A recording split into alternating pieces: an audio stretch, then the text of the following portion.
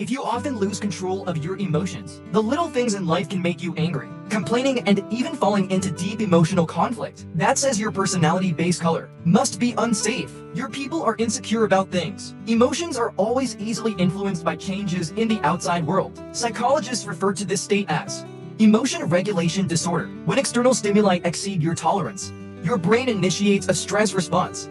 Enter fight or flight mode. Women's ability to think is temporarily shut down. In this case, you will do it for a small thing. For example, a friend's unintentional words. Family members give an impatient look. Hunter a message that was not replied in time. You can't help but think a lot.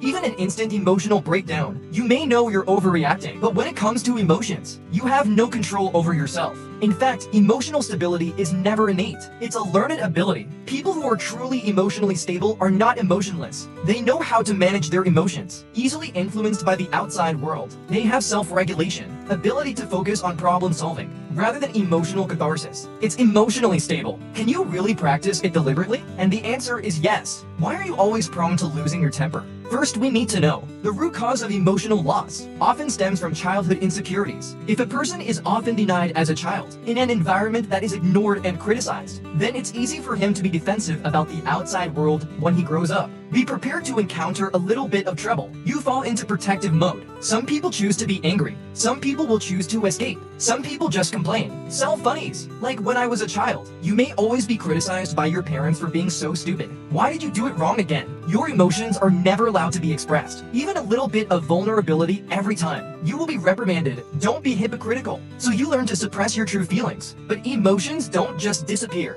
He's just buried deep. Wait until adulthood. When you encounter something that hurts you, he will explode in a more intense manner. So, when you find yourself prone to losing control of your emotions, don't just think about how to suppress your emotions. It's about thinking, why do I feel this way? What am I afraid of? So how can we practice emotional stability? The first thing to understand is that emotional stability is not innate, but can pass. The ability developed through deliberate practice. The first step is to learn to recognize emotional starting points. Many times, we think we're angry about something, but what really makes us angry? There are emotional needs that are hidden behind it. For example, you might be angry because your friend is 10 minutes late. What really makes you angry?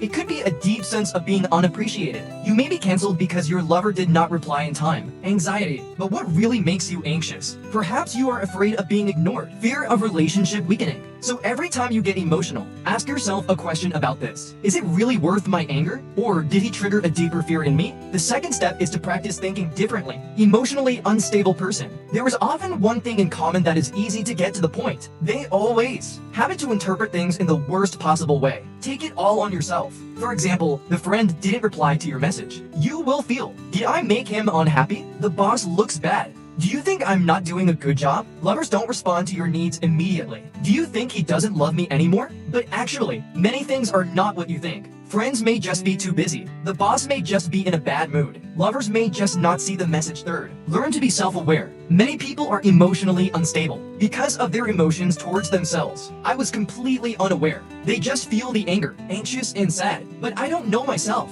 Why do we have these emotions? For example, you are today because of the same. Yes, I got angry with one sentence. You can ask yourself, is this sentence really worth my anger? What's the real reason I'm angry? When you learn to be more objective, look at the problem with a more rational eye. You won't be so easily swayed by emotions. Emotional stability is not a gift. It's an ability, and all the ability can be cultivated through acquired practice. You have learned to control your emotions. Your life will become easier. Your relationships will become more harmonious. Your heart will also become more and more settled. So start today. Try to practice emotional management. Learn to be the master of your emotions and not a slave to your emotions. You will find that emotional stability is the best gift you can give yourself.